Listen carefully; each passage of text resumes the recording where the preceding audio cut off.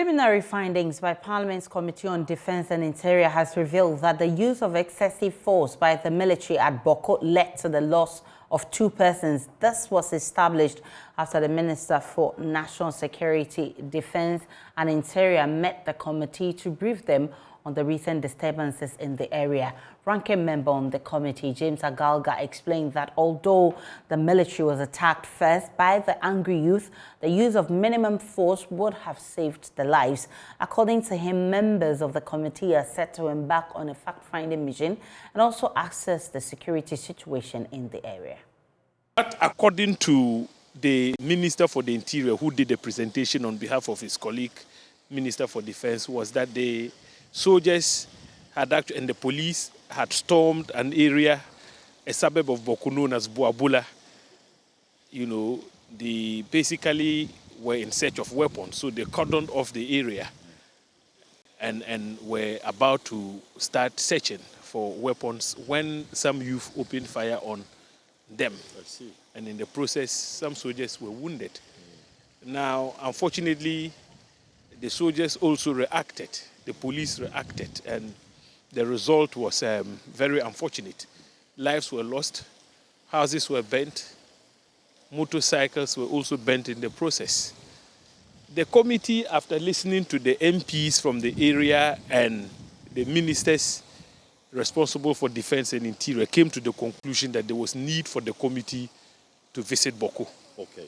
And so come Tuesday, we are going to meet again and determine when it will be possible to visit Boko. I see. And when we return, we shall produce a report. I can tell you straight away, Parker, that, look, some of those who fell victim to the use of some disproportionate force. Yes, it is true. The soldiers are human beings, the police are human beings, and so when they come under attack, quite naturally, they would respond. But it appears there was some use of disproportionate force. But that is beyond the normal form. That for me is unfortunate. The easing of COVID-19 restrictions by the president has attracted some positive reactions from the general public. Though many are still skeptical about the decision, the Ghana Medical Association and some allied health service providers, business community and travelers in and out of the country have welcomed the new measures with lots of relief. We'll share their thoughts with you soon, but first let's bring back President Kwadwo's announcement indicating the details of the various restrictions and their respective review. He charged all and sundry to live responsibly. To my fellow Ghanaians who have not received the jab, I urge you to take it. To those listening to the propaganda by the conspiracy theorists, and those who are still skeptical about the efficacy of the vaccine, it has been a year since my wife and I got vaccinated. It has not disrupted our physical well-being. Neither has it caused us to be sick. We are, touch wood, hale and hearty, like the other 13.1 million Ghanaians who have been vaccinated. With countries in the ECOWAS community, especially in our neighboring countries, presently like us, recording very low levels of infections, and having significant numbers of our people vaccinated, and on the advice of the National COVID-19 Task Force and the health experts, I've taken the decision to revise the COVID-19 restrictions enacted under EI 64.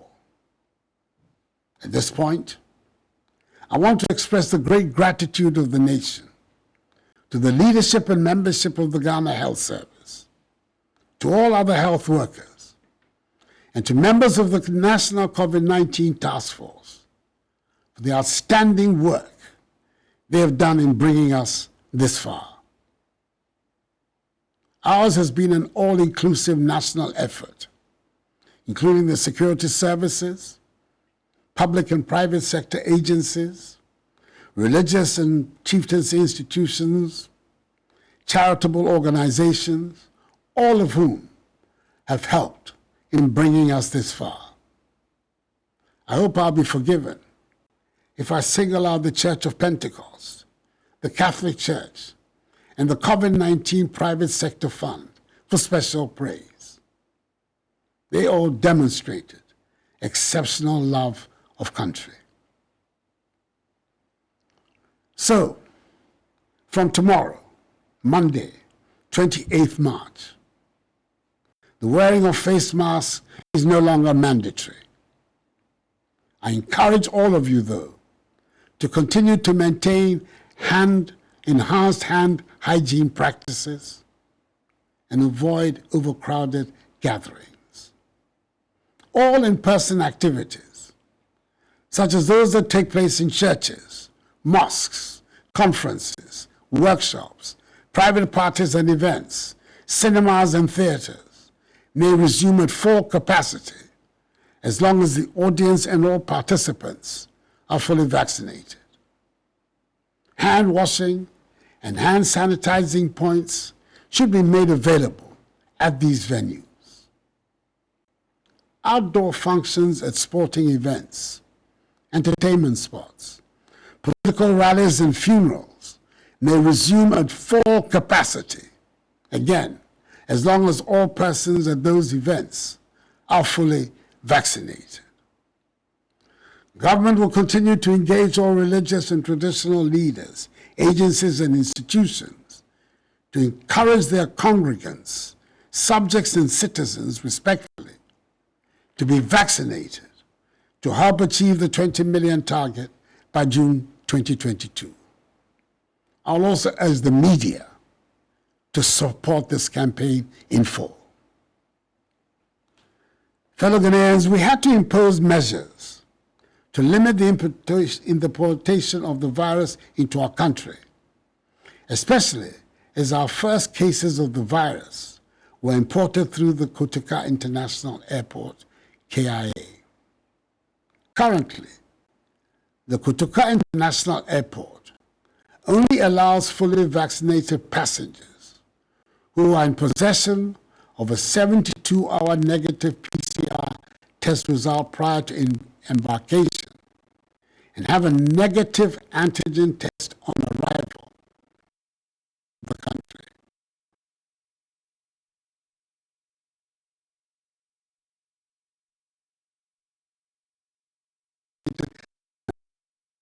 Are given by the Ghana Health Service to allow them entry into the country through the Kotoka International Airport. They must also have a 72-hour negative PCR test result prior to embarkation, take an antigen test on arrival, and are offered vaccination. From tomorrow, Monday, 28th March, fully vaccinated travelers into Ghana will not take PCR tests from the country of embarkation to allow them entry into the country through the KIA, and will not be tested on arrival. Citizens and foreign residents in Ghana who are not fully vaccinated would, however, need to provide a negative PCR test result of not more than 48 hours. They will undergo an antigen test upon arrival at KIA and will be offered vaccination there. Ghana's foreign missions have been instructed to make vaccination a requirement for visa acquisition. It is worth noting that the establishment of the COVID-19 testing infrastructure at the Kotoka International Airport by Frontier Healthcare Services Limited at its own cost has been key to our ability to limit successfully the importation of the virus into Ghana through the airport. The efficacy of the testing regime at KIA has won global admiration and has been applauded by all those who have undergone its testing.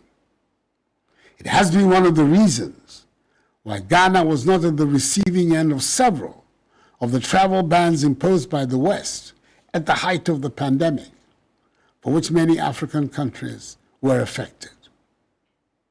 As from tomorrow, Monday, the 28th March, all land and sea borders will be opened. Fully vaccinated travelers will be allowed entry through the land and sea borders without a negative PCR test result from the country of origin. Citizens and foreign residents in Ghana who are not fully vaccinated will have to produce a negative 48-hour PCR test result and will be offered vaccination on arrival. Fellow Ghanaians, it has been a difficult 2 years for all of us, and we're seeing light at the end of a very long tunnel. I appeal to all of you to live responsibly, protect yourselves at all times, and do everything we can to stay safe. That was President Kwadwo announcing that those new measures. So we've been sampling views on the streets, and we'll start with the Ghana Medical Association. Is the first on the probe with Benjamin Akakpo last night. Vice President Dr. Titus Bayo endorsed the review. I think they are welcome reliefs out that way of the restrictions. We are happy with them. The Medical Association, we just completed our council meeting over the weekend, and it was a decision of the council that we thought that at this point some of these restrictions needed to be lifted. Right. If you look at the nature of the cases that are coming in, if we study the trend of the disease in the country now, there is a need for us to return some life to normalcy.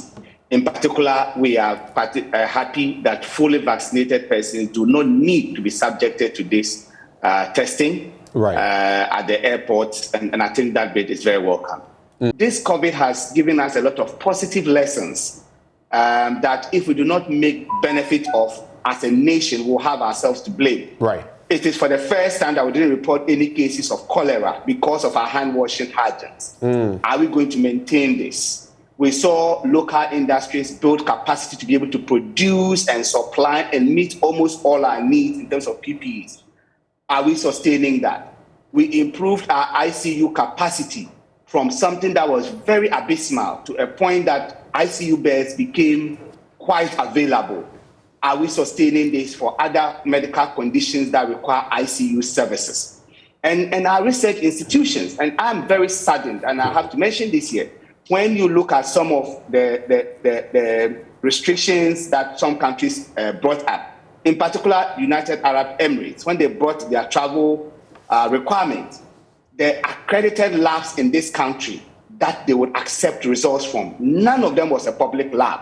And that's very disappointing. Right. What happened to the KCCR, Noguchi, our public health reference labs that stood in for us? They made the initial diagnosis. How do we turn our back on these institutions and say that they are no longer fit to produce credible results that our international partners will accept? So I think we should not turn our back on those institutions that has helped us in the height of this crisis.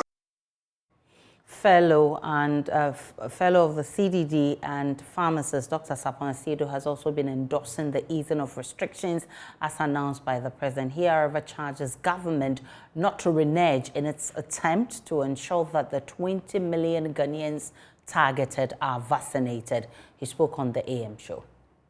Any disease state, the problem for public health managers is the link between infection, hospitalization, and death.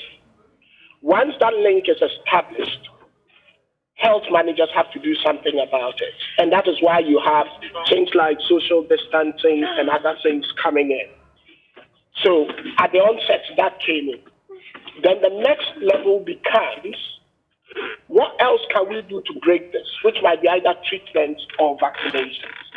So when treatments came in, they were not as effective. So link wasn't broken. There was a high probability that if you got infected, you get hospitalized, and unfortunately, you could get severely ill and die. Now we have vaccines, and that link has been broken. The president making that announcement was spot on. What we are left with now is to ensure that the dynamics that ensures that that link is broken are implemented, and that's our vaccination.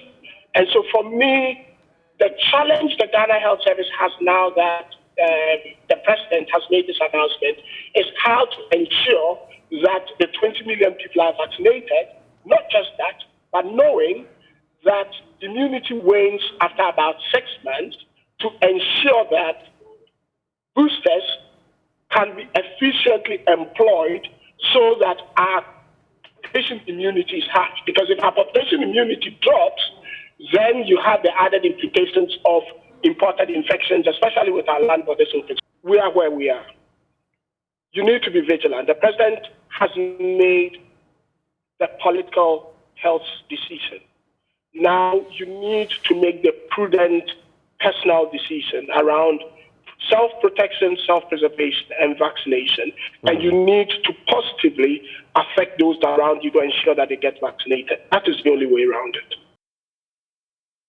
We can now hear from the business community at the Kwame Nkrumah Circle here in Accra. Some Nigerians engaged in commerce have welcomed the reopening of land borders after more than 2 years of closure. They are hopeful the reopening of the land borders will revive their ailing businesses. What's your name? My name is Chinedu. Okay, Chinedu, so quickly, how would you say the closure of the border affected you? Actually, the closure of the border affected me because some goods that we order is be seized from border because the door is not open. So because of that, some other businesses that we are doing, it makes slow. So then right now I hear that they opened it up. So I'm happy about it because now business will be moving the way it used to move before. So that's what I said. What's your name? My name is Pascal. Okay, Pascal. So your brother mentions that the quantum of business he was doing came down. How about you? How did it affect you, the closure of the border? It affected everywhere. It affected everybody because now you can't travel. You can't travel. You are facing many things in road. Because I hear say they have already opened the border. I'm very happy. I'm very happy for that. Thank you. So for your business, what would this mean to you? Let's say before COVID-19, how often were you traveling between Nigeria and Ghana? And because of the closure, how did it also impact that travel? The part of the travel is most of all these company motor, where some people that have their park inside, even GIG, God is good, and GUO, God is great, and all these Shisco. They affect us because they are not traveling again. Even to bring goods from Nigeria to here is very hard. But we're praying if this thing can, like the way they open the border, if it's true, everybody is everybody can laugh. Okay. So let me ask again. So what do you trade in here in Ghana? Well, I'm into phone accessories. Okay. So say, before COVID-19, how much were you making, given the number of goods that you also getting? Before COVID-19, I've been making a lot. But after this, let's say because of this border, things are hard to go and bring goods and bring it here. The money is supposed to buy the goods. The transportation is very costly than the money you buy the goods, you see. So that's why. So Pascal is also one happy Nigerian that finally the land borders have opened. Chief, what's your name? My name is Mr. Austin Emmanuel. Okay, Austin Emmanuel. Yes. So, Austin, you've been very vociferous about this, that you are finally happy. You think that it's taking too long to be opened? It took more than a long interval of time, starting from the year 2020 to 2022. It was very, very outrageous to us, especially the businessmen, because the movement was interfered with. There is no longer fast movement based on going to Nigeria, going to Togo, going to Mali, all these countries to import goods. This affected us actually. Recently, I traveled to Nigeria. It was a very dangerous experience. Traveling with my wife and the family with a flying boat. What if the boat sink? It will be a dangerous story to me and the family. So the closure of border affected even every living soul in West Africa. It affected all. Because normally, I don't base on only accessory business. You can go to Nigeria, bring clothes, you bring it here, you sell. When the exchange is good here, you can bring things here. When it is good in Nigeria, you can go to Nigeria and buy. But this thing crashed everything. Everything was crashed. And that is, I think, this contributed to 100% of the hardship in Nigeria and Ghana. Even the presidents and all these, our politicians, they know. Because normally, even ordinary layman, an average man can travel to Nigeria with 1,000 cedis and he can buy things. Depends on the exchange rate. But this closure of border crashed everything. So many of us, our passports expired. Not that we cannot travel again, but they closed border.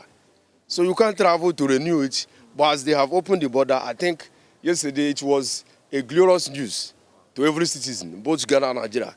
So I really appreciate it. So how can we better the experience now that the borders are open? It's going to be a mad rush, definitely. But since you've been using that, what advice would you say that probably we should put this in place, making the experience between crossing the border into Ghana a much better experience? The experience that let them bring all some, because now from Afriyie to Accra, they are warriors. Even the money we are using before from Afriyie to Accra, you can pay 45 cedi. But now I took 2.5. Day before yesterday I came back. They collect 2.5 from me. 2.5. It's too much. It's too much. So what exactly do you want us to do about it? Is it the transport fares or the monies that you have to hand over to some other people whilst you are making this journey? The transport fare. Okay. The transport fare, let it be the same price they be before. And all this now money to change money to Naira to cedis, it's very costly. People cannot send money again because everything is very high. Let them bring everything in order. They open the border. Let them do everything together. Thank you very much. Let me wrap up with Emmanuel. So, Emmanuel, your brothers have spoken to me. He says that the exchange rate and the cost of transportation. I mean, aside the opening of the border was good news, that's going to be another big blow to his business. So, how better should the experience be once that we've opened the border? What do you expect? Forget the monetary issue. Life. The life that we are risking. I think last year, so many Nigerians died in the sea. The boats sink, and a lot of them died as a result of the border closure and this corona. I don't know what's brought all these things. But I thank God that at this current time, the West African presidents, they have gathered and at least the humanity has come to their mind. They have considered us, especially the poor masses, especially the people with small business firm. So I think I appreciate the efforts. We'll be bringing you more reactions from public health experts and also from the Ghana Health Service. We'll take a break. When we return, there is more on News Desk.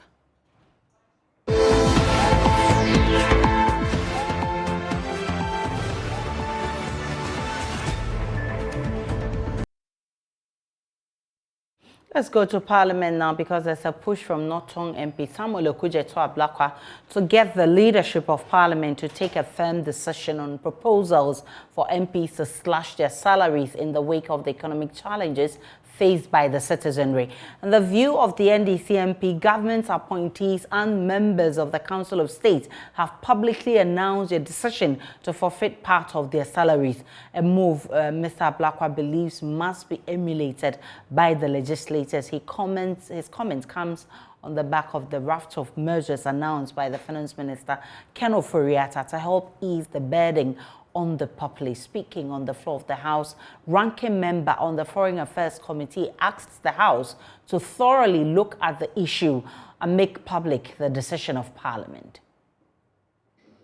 I was wondering if we cannot take the advantage to discuss some matters that have come up that puts Parliament. Yesterday, I heard the Honorable Minister for Finance say that they have taken a pay cut. The Council of State has also taken a pay cut, and they are looking up to the legislature. We can only discuss a matter amongst ourselves, so we can see if we can forge a common position as a house.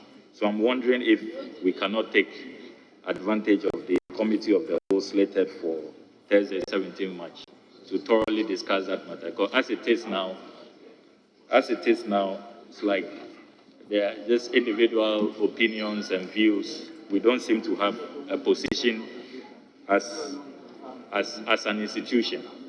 What our views are, how we want to respond to that matter collectively, if there can be a common position as an institution.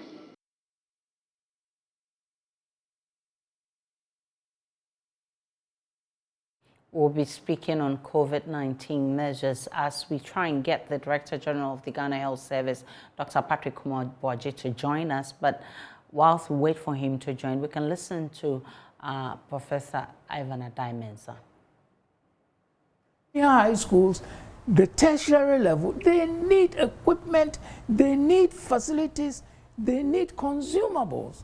That's where the money should have gone to, not on consumption in the way it is being done. That has been my beef all this while. And there are others. You've spoken about your influence, your work when it comes to the PIAC, for example, the Public Interest and Accountability Committee. A former chair of PIAC, Dr. Steve Mantea, has indicated that we should set up an investment fund to cater for free SHS. What do you think about that? Is that one of the solutions? Yes, it matches with what I just said. What we had envisaged, the investment of oil revenue into education. You set up a fund, and that fund can be accessed for specific things, including the award of scholarships at the level of senior high school, at the level of university, and even at the level of the primary and junior high school system. And it could also be accessed for I've now been joined by Director General of the Ghana Health Service, Dr. Patrick Kwadwo, and I've also been joined by a virologist at KCCR, Dr. Michael Owusu. We'll be speaking on the new measures announced by the President last night. Dr. Kwadwo, I'm grateful for your time. Let me first find out, because we've had to deal with vaccine hesitancy since the start of the vaccination exercise. We have a target of 20 million Ghanaians to be vaccinated. Where are we now, and what does the easing of restriction mean for our vaccination? All right. Thank you very much, and thanks for the opportunity to speak on this matter. Yeah, currently we have, I would say, roughly 13.6 or so million people vaccinated across the country. We have regional variation in the numbers, but what we have done is that the number of the regions with the highest prevalence also have the highest coverage of vaccination. And that's how it makes it a bit helping us to be able to take some of these decisions that we are making. Vaccine hesitancy is still a challenge, especially as we move into areas where the prevalence of the condition was not as high as before. But we are using all measures to encourage increased access for the vaccination uptake to increase. And that's why we are doing periodic campaigns to ensure that we mobilize more people to get a vaccine. So what's the plan right now that the restrictions have been eased? Because if at the time we were having these restrictions, we're having challenges, and we are just 13 million, then it means that we have a long way to go. What's the plan going forward? Well, the plan is what we've always done. The plan is a routine vaccination that continues to go on, I would say, daily basis in all our facilities. We are also doing periodic campaigns. We did one in December. We did one around February. That gave us about 2.1 million people vaccinated in 7 days. And next month, April, we'll do one. We are going to do 3 such events before end of June, just to boost the number of people who have access to vaccination. The new restrictions, the new easing of restrictions is going to mean that we need to encourage more people to look at it. If you look at the restrictions, vaccination is a requirement for most of the easing. And so we hope that that's another way of encouraging more people to take up the vaccine. Is it still feasible to achieve our 20 million target? Well, it is feasible. It is feasible. And it depends on the supply and the demand. And so it is feasible. We are pushing all strategies to ensure that people take. The last time we had about 2.1 million. If you can get 2 million in each cycle, apart from the routine daily vaccination, it should be feasible to get a 20 million jabs by the end of June. By end of June this year. June this year. I'm grateful for your time. Dr. Patrick Kumar-Boaje, he is Director General of the Ghana Health Service. Now, preliminary findings by Parliament suggest that the Committee on Defense and Interior of Parliament have been speaking about the Boko crisis. We'll bring you all of that shortly after this break.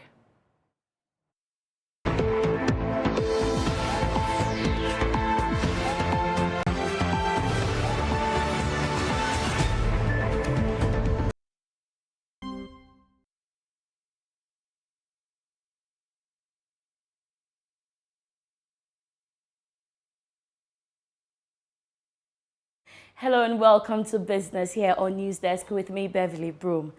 Government Treasury Bills sales fell massively by 66.8% despite the increase in the policy rate of the Bank of Ghana to 17% and the announcement of the fiscal measures by the Finance Minister, Ken Ofori-Atta. Now, according to him, auctioning results, the government was only able to secure a little about 733 million cedis. There's more in this report. This is coming as a shock because of the expectations that the Treasury market will respond positively to the increase in the Bank of Ghana's base lending rate, same as the reaction to the foreign exchange market. However, investors did not react as total amount purchased did not even meet half of the targeted amount of 2.21 billion cedis. Perhaps the investors, largely banks, believe the increase in the yield of the short-term securities did not correspond to the surge in the policy rate. All the Treasury instruments were sold below the policy rate of 17%.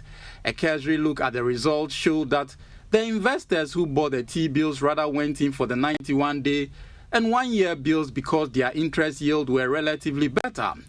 A little above 434 million cedis was mobilized from the sale of the 91-day T-bills at an interest rate of 14.1%, while 222.37 million cedis was secured from the auctioning of the 1-year bill at a yield of 17.10%. 72.65 million cedis was, however, mobilized from the sale of the 182-day T-bills at an interest rate of 14.51%. Despite the decline in the sale of the T-bills, it is the hope that the situation will change when this week's auctioning is held on Friday. Now, coordinator for the Third World Network Africa, Dr. Yao Graham, is calling on government in Africa to pay attention to the impact of energy supply challenges coming out of the Russia invasion of Ukraine. According to him, the war, coupled with a decision by the European Union to reduce the use of fossil fuel, will bring further pressure on the supply of crude oil into the continent. Win and lose situation for African producers of certain products, an opportunity, but for those who import things whose prices have gone up, it's a problem. What I said in addition was that there's also the longer horizon of energy transition, that Europe decided to accelerate its transition to renewables. And we need to pay attention to that because it's going to put even more pressure on the discussion about the future of fossil fuels in Africa and the threat of stranding that African oil producers can face for their assets. Secondly, their decision to firm up on the use of gas strengthens the legitimacy of Africa seeing gas as something that we, as the continent who have made the least contribution to climate change, should have the space. We need the space for us to improve our energy efficiency and also energy availability, access to energy for both industrialization and domestic consumption. And Africa does have the gas resources, which we should pay attention to. But also, the turn to renewables has implications for greater demand for certain minerals, which are currently being produced in Africa, like copper, and like cobalt. But also, there are other minerals whose futures may be enhanced by the acceleration of renewable energy.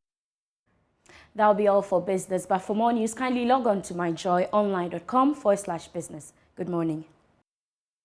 And it's time now for sports. Ghanaians have been happy with their performance. I mean, the Black Stars' performance. With their counterparts, Nigerian counterparts. I mean, if you look at their performance from AFCON, this is a game that should actually inspire hope. So all of us are happy now, and we are hoping to see a wonderful game tomorrow, right? Yeah. With the Nigerians. Okay, so they'll be traveling to Abuja. They are expected to get to Abuja this afternoon. They'll lodge in their hotels, rest, and have their training session at their stadium this evening. And that's the itinerary. Get to Nigeria, have your first training session, and just get ready for the game. It's a one-off game, so it's going to be very tricky in the sense that in these one-off games, it's just a little and minor details which will count. And looking at what we did in Kumasi, there's a bit of hope and expectancy that the team can build on it and produce the results in Abuja. So let's look at the game on Friday between Ghana and Nigeria. I mean, how would you rate the performance of the Black Stars? Okay, so basing it on what we saw at the AFCON, that was a massive improvement in the sense that the team had, an idea of what they were expected to do. They had a platform to build on in the sense that, there was organization, both in defense and also going forward. And that was what was really lacking. And that's what was making many people happy right now. So I'm just going to look at the team structure in the sense that, the team was very fluid, was able to move in different phases of the game from defense, midfield, and in the forward lines, and it was fluid. Despite the few chances, few occasions whereby we lost the ball in the middle of the park and, conceded some certain chances which could have been very, very, bad for us. They were able to, put up a fight, and that's what Ghanaians were looking for. Just put up a fight and put in a good performance. The Nigerians themselves were not. They were very much, optimistic that they were going to win this game. In fact, their minister of sports said they were going to beat the, out of us. So, what didn't work out for them, you think? All right. So, before the game, the JFA withheld the squad list. The players were going to play for about 2 weeks or a week or something like that. And people were like, why do this? Let us know so that we know what to expect and not build our hopes so much. And I think that actually worked for the team because, listen, you're going into a World Cup playoff, one hit and one miss attempt. Yeah. You're going in with a new coach who has not really managed as a first team coach and so already the opposition doesn't know what to expect.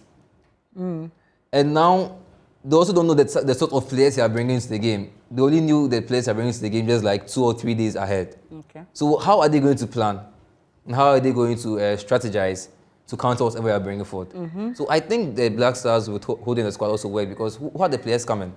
They couldn't, really prepare well. And also the setup of the team was what really did the magic for the team.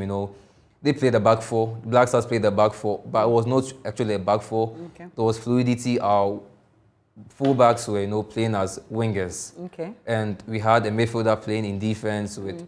There was a lot of dynamism. And then normally in football, when opponents have their opposition, players switching and having so many rotations, it's difficult to cope with because you don't know who to mark and don't know where this guy is going to be to mark. So yeah, that's what happened. And there were a lot of injuries. Updates of those injuries? Okay, so not a lot of injuries for Ghana. It was just Afriyie, and after the game, just like 10 or 15 minutes after the game, we came on to Twitter to say that he was, fit.